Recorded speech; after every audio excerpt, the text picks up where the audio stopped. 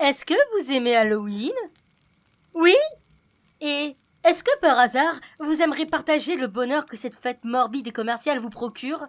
On dit souvent que les gens doivent apprendre d'eux-mêmes à trouver leur propre bonheur. Mais le bonheur a-t-il vraiment un sens moral?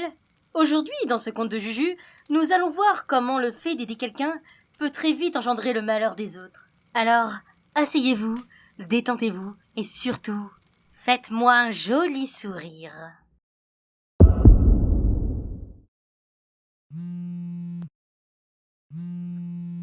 Allô? Comment? J'arrive tout de suite. Oui. Je suis psychiatre pour enfants. Quand on était gamin, mon frère a été diagnostiqué avec un trouble du comportement. Quand ça s'est su, tout le monde le traitait comme quelqu'un de différent, et ça lui a bien pourri son enfance. De plus, nos parents le surprotégeaient de tout et de n'importe quoi. Tout cela fit qu'une fois adulte, il était incapable d'être autonome et avait perdu toute confiance en lui. Ceci a été l'élément déclencheur qui m'a poussé à devenir psychiatre pour enfants. Ma méthode, aider mes patients à trouver leur bonheur, à tracer leur chemin vers celui-ci et à devenir autonomes dans leur vie. Une méthode qui a toujours prouvé son efficacité jusqu'à présent. Quand vint un jour où j'ai reçu Théo, malgré son air innocent, la cicatrice sous ses cheveux cachait un passé plutôt douloureux. Le père de ce pauvre enfant avait appris que son fils ne venait pas de lui, et ce soir-là, il entra dans une colère noire. Puis, quand il se calma, il prit une corde et mit fin à ses jours. Les voisins, alertés par les cris, appelèrent immédiatement la police, et quand ces derniers arrivèrent, le corps de Théo était le seul qui respirait encore. Il fit quelques jours de coma, mais s'en était sorti vivant. Mais il avait encore quelques troubles sensoriels. Il avait l'habitude de toucher à tout pour se repérer. Peu après sa sortie de l'hôpital, il n'avait plus aucune émotion ni ambition. Depuis ce jour, ses grands-parents sont à sa charge, et on leur avait conseillé de prendre rendez-vous pour lui auprès de moi. Bonjour Théo. Comment vas-tu? Si tu cherches la pâte à modeler, elle est là. Tes grands-parents me l'ont conseillé pour que tu évites de toucher à tout. Tu sais pourquoi tu es ici, mon grand? Oui, ma mémé, elle croit que je suis triste. Et en soi, elle a raison. Ça me rend triste de la voir aussi triste. Tu veux dire que depuis ta sortie de l'hôpital, tu es triste car ta mémé est triste, c'est ça? Non, je suis triste car je suis entourée de gens tristes. Je le sais car c'est l'homme souriant qui me l'a dit. Y a que lui qui arrive à me faire rigoler et sourire. Heureusement qu'il est là d'ailleurs. Mais qui est l'homme souriant? Ton grand-père? Mon grand-père, souriant? Non, pas du tout. Il est plus heureux depuis la mort de maman. Il le sera plus avant un long moment, voire jamais. Mais pourtant, il avait l'air heureux d'être avec son petit-fils en salle d'attente. Qu'est-ce qui te fait croire ça? C'est l'homme souriant. Il est allé voir mon grand-père. Il m'a dit qu'il baissait petit à petit les bras et c'est de cette manière qu'il va mourir. Dis, ça t'inquiète de savoir que ton pépé va mourir un jour, Théo? Non, on meurt tous un jour. Moi, j'ai juste pas envie qu'il meure malheureux. Et ton papy, il le connaît, cet homme souriant? Non, il l'oublie quand il se réveille. Et moi, quand j'essaie de lui en parler, il me croit pas. L'homme souriant m'a dit que j'étais une des rares personnes à se rappeler de lui. Mais, qu'on s'en rappelle ou non, l'homme souriant rend visite à tous les gens malheureux pour leur redonner le sourire. C'est une sorte de psychiatre des rêves, alors. Tu penses qu'il m'a déjà rendu visite? Ça dépend. Il m'a dit que l'effet de sa visite, c'était comme si on avait fait le meilleur rêve de toute notre vie. Mais, quand on se réveille, on était incapable de se le rappeler. Peut-être qu'il a dû me rendre visite, alors. Parle-moi un peu plus de l'homme souriant. L'enfant me raconta que lorsqu'il était dans le coma, il parlait avec un homme, de couleur cendre, avec une cravate rouge écarlate. Il avait des yeux vides, accompagnés d'un large sourire. Malgré cette apparence morbide, il se sentait heureux en sa présence. Son monstre avait toujours les mots pour lui remonter le moral. À mes yeux, il s'était inventé un confident pour l'aider à supporter son état de choc. À cet âge-là, c'est courant que les enfants s'imaginent des chimères un peu effrayantes. Ça leur donne l'illusion d'être matures. En me partageant ces conversations, Théo semblait retrouver petit à petit le sourire. Qu'à cela ne tienne, je n'ai qu'à chercher un moyen de l'amener vers son bonheur en apprenant plus sur son ami imaginaire. La semaine suivante, Théo était revenu. Sans plus tarder, on a commencé à parler de son monstre. Alors, comment il va, l'homme souriant? Il va bien. Et quand je lui ai parlé de vous, il est venu vous rendre visite également. Ah bon? Il en pense quoi de moi? Vous êtes le seul adulte à m'écouter. Et il m'a conseillé qu'on devait se voir longtemps. Vous avoir dans mon entourage me rend heureux. Et je dois l'être pour toujours grâce à vous. Mais il m'a dit que quand je le serai, je devrais m'éloigner de vous et plus jamais vous parler. C'est normal, c'est le but d'une consultation, Théo. je ne pourrai pas tout le temps être avec toi. C'est à toi seul de trouver qu'est-ce qui te donne le sourire. Après, plus jamais, quand même pas. On pourra rester en contact si tu en as besoin. Non, il vous a dit ce qui pouvait potentiellement me rendre définitivement heureux. Et vous n'étiez pas d'accord avec ça. Pourquoi ? Oh, ne me dis pas que tu vas ouvrir un cabinet de psychiatre pour enfants, toi aussi. Ne t'en fais pas, Théo. Je suis certain que, comme j'avais sommeil, je n'étais pas tout à fait d'accord avec ce que disait l'homme souriant. Mais je te promets que moi aussi je ferai tout pour que tu sois définitivement heureux, comme te le souligne ton ami. Promis. Oui, c'est juste dommage que je n'arrive pas à me rappeler de sa présence, tu ne trouves pas ? Mais il vous a laissé une preuve de son passage. Mais pourtant, je n'avais pas l'impression d'avoir fait le meilleur rêve de ma vie. Non, mardi soir, vous lui avez demandé un moyen de se rappeler de lui. Il s'est assis sur vous et a bloqué votre respiration pour créer un état de choc. Et il m'a demandé de vous le dire. Docteur, ça va ? Oui, ça va, ne t'en fais pas pour moi. Mais bon, tu sais, quand on est adulte, on fait souvent des crises d'anxiété. C'est donc difficile pour moi de me rappeler si mardi j'en ai bel et bien fait une. Et dis-moi, à part ça, est-ce qu'avec l'homme souriant, tu parles souvent de... Je veux pas parler de l'accident. Oh, je suis désolé. Tu dois encore avoir un peu mal. Non, je m'en fiche. Le passé, c'est ce qui nous forge. C'est pas en restant bloqué qu'on pourra être heureux. Et je suis venue ici pour aller de l'avant, docteur. Pas pour me lamenter. C'est très sage pour un enfant de ton âge. Tu as entendu ça où ? Dans un dessin animé ? Non, c'est l'homme souriant qui me l'a dit. Le sujet a vite rebasculé sur l'homme souriant. Et encore une fois, la séance est finie avec le sourire de Théo. Le mardi en question, j'avais bel et bien fait une paralysie du sommeil.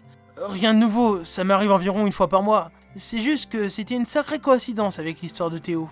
Les semaines passèrent et Théo me parlait toujours de l'homme souriant. De temps à autre, je tentais d'en savoir plus sur son passé, mais il le remarquait très vite et s'énervait rapidement. En salle d'attente, il était souvent triste en caressant Jeannot, le lapin de l'accueil. Il est triste. Qui ça ? Le lapin, il veut sa liberté. Mais je ne peux pas relâcher le vieux Jeannot. Il est là pour jouer avec les enfants et on prend soin de lui. Peu de temps après nos consultations, son sens du toucher s'était développé de manière à ce qu'il pouvait déterminer l'humeur des gens, rien qu'en leur prenant la main. Et il tenait absolument à ce que je vienne le chercher de cette manière depuis la salle d'attente, pour être sûr que je sois heureux de le voir. Quand je l'ai questionné sur la connaissance de sa nouvelle capacité, il m'a répondu que c'était l'homme souriant qui lui avait fait remarquer. Je lui ai donc parlé du magnétisme, une médecine alternative qui correspondait à son don. Et j'ai ajouté qu'il pouvait essayer de l'utiliser pour rendre les gens heureux. Moi ? Rendre les gens heureux ? Aider les gens à être heureux ? C'est ce que je veux ! Merci, docteur, je vais essayer. Notre séance d'aujourd'hui n'a pas parlé de l'homme souriant, mais du métier de magnétiseur.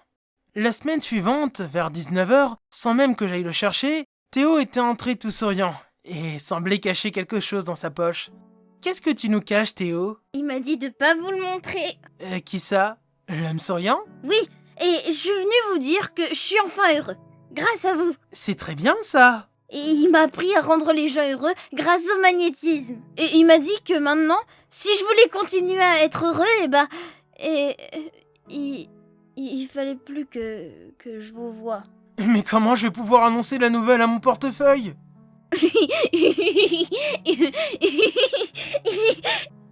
Donc, tu souhaites arrêter les consultations ? Je sais pas, j'hésite un peu.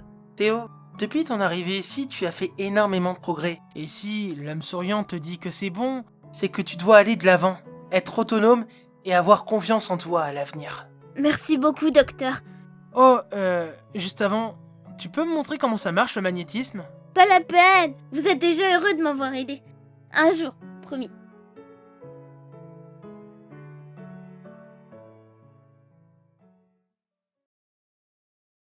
En revanche, ce soir-là, à 20h, alors que je quittais mon service, c'était la femme de ménage. Elle avait trouvé le vieux Jeannot, mort dans la poubelle, la gorge ensanglantée et un large sourire tracé au ciseau. L'auteur du crime nous avait même laissé un petit mot sous la cage. Je ne pouvais pas l'emmener chez moi pour qu'il soit heureux, alors j'ai fait qu'il le soit pour toujours ? Oh non. Ce que Théo cachait dans sa poche, c'était... J'ai immédiatement appelé chez lui. Sa grand-mère, paniquée, me confirma ma crainte en décrochant. Théo avait tenté d'ouvrir le ventre de son grand-père pendant que ce dernier était pris d'un fou rire. Ni une ni deux, je fis une demande pour qu'il soit placé en hôpital psychiatrique, et le lendemain, je viendrai le voir pour qu'il me donne sa version des faits. Lorsqu'on se revit dans l'établissement psychiatrique, Théo semblait m'attendre avec un large sourire. Bonjour docteur, vous travaillez ici maintenant? Théo, c'est très grave ce que tu as fait. Pourquoi tu as voulu tuer ton grand-père? J'ai voulu lui rendre service. Il était plus heureux de vivre. Vous auriez dû voir quand je lui ai tenu la main, comment il rigolait. Je voulais qu'il parte dans la joie. Et le lapin de l'accueil, tu avais aussi voulu lui rendre service, peut-être? Je savais que vous n'apprécieriez pas, docteur. J'aurais pourtant aimé. Mais c'est rien, on a chacun notre manière d'aider les gens après tout. Aider les gens? On n'aide pas les gens en les tuant, Théo. Si tu voulais vraiment aider les gens, tu aurais passé du temps avec eux, comme on l'a fait ensemble. Docteur, je leur offre l'occasion d'aller voir l'homme souriant. Attends, tu es en train de m'expliquer que c'est l'homme souriant qui t'a dit de... Non, il est comme vous, il m'aide juste à trouver mon bonheur. Théo, l'homme souriant n'existe pas. C'est ton cerveau qui l'a inventé pour supporter le choc qui a précédé ton coma et t'aider à aller de l'avant. Il existe, docteur. L'homme souriant existe. Vous semblez inquiet tout d'un coup. Donnez-moi la main. Non, Théo, c'est fini. Tu vas rester un long moment ici et tu vas réfléchir sérieusement à tes actes et à comment rendre les gens heureux sans leur faire de mal. Théo resta plusieurs semaines à l'hôpital. Il arborait toujours le même sourire. Quelquefois, on lui accordait une sortie dans le jardin de l'hôpital. Mais on a très vite arrêté quand on s'est rendu compte que Théo tuait les animaux qu'il rencontrait, marquant son crime en leur traçant un large sourire. Théo avait aussi la sale habitude d'entrer dans la chambre de ses voisins, et avec son magnétisme, il les poussait à un fou rire pendant plusieurs heures. Pour éviter que d'autres accidents ne surgissent, le personnel de l'hôpital a dû lui mettre la camisole de force, et quand je suis revenu le voir pour une nouvelle consultation, son état avait empiré. Il faut que tu arrêtes, Théo. Ces pauvres animaux ne t'ont rien fait. Mais je vous ai dit, je les aide à aller mieux. Sans moi, ces animaux sont condamnés à être tristes. Mourir avec le sourire, c'est le meilleur moyen pour qu'ils soient heureux à jamais. Qu'est-ce que tu en sais que ces animaux soient heureux ou non? Ils ne peuvent pas manifester leurs émotions de la même manière que toi et moi. Mais non, je sais m'y prendre. Et c'est ce qui me rend heureux. Je veux faire comme vous. Pardon? Je veux plus voir personne malheureux. Je veux transmettre mon sourire. Et il vous aime fort aussi. Il a une place pour vous. Prenez ma main. S'il vous plaît. A priori, à défaut de ne pas connaître ton passé, tu ne sembles pas très familier avec le mot pédagogie, jeune homme. Je ne t'ai jamais appris à faire du mal à autrui. Tant que tu te serviras de ton magnétisme de cette manière, je ne reviendrai plus te voir. Docteur, mais... revenez. S'il vous plaît.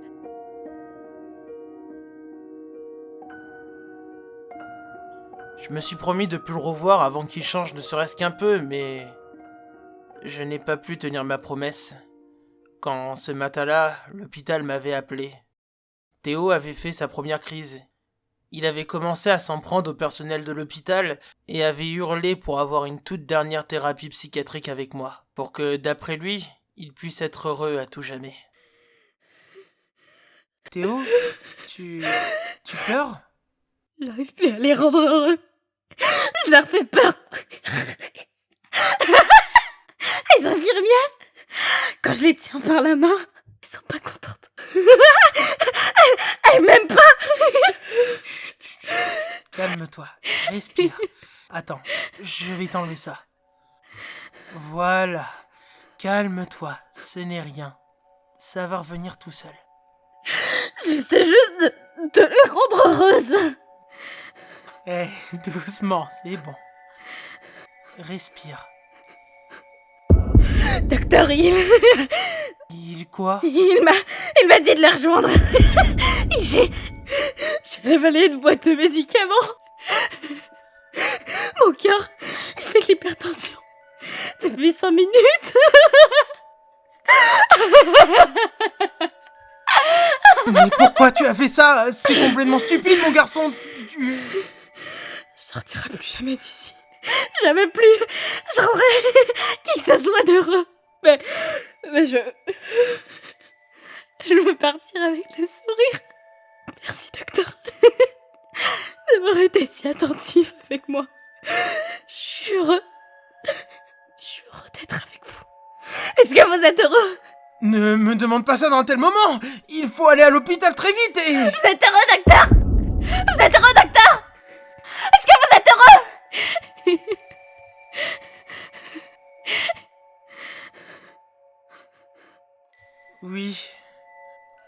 suis heureux d'être avec toi, mon garçon. Moi aussi.